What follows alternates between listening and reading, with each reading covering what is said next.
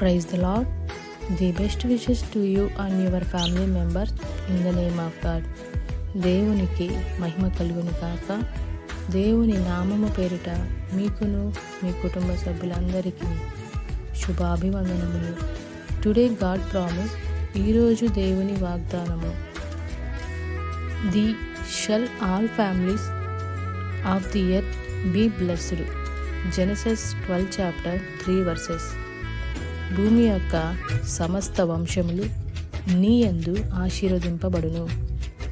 ఆదికాండము 12వ అధ్యాయము 3వ వచనం.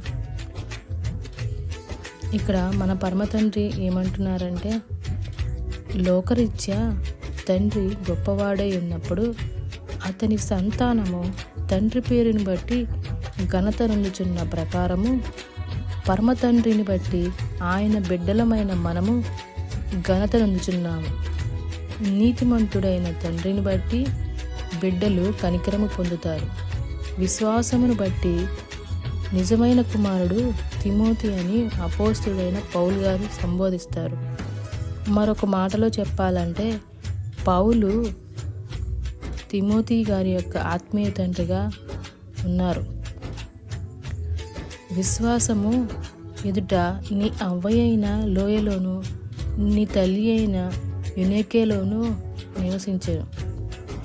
అది నీ యందును వసించుచున్నదని రూఢిగా నమ్ముచున్నానని పౌలుగా చెప్తున్నారు. విశ్వాస సంబంధమైన మంచి పోరాడము నిత్య జీవము చేపట్టును. క్రీస్తునందు మనకు తండ్రులు అనేకులు లేరు. క్రీస్తు యేసునందు ద్వారా సువార్త ద్వారా నేను మిమ్మల్ని కంటిని అని మన పరలోకపు తండ్రి చెప్తున్నారు. కాబట్టి అబ్రహాము గారు మనకు అనేక జనములకు తండ్రిగా దేవుడు నియమించారు. మన దేవుడు రోషము గల దేవుడు కనుక తను ప్రేమించే వారిని 1000 తరముల వరకు కరుణిస్తాడు.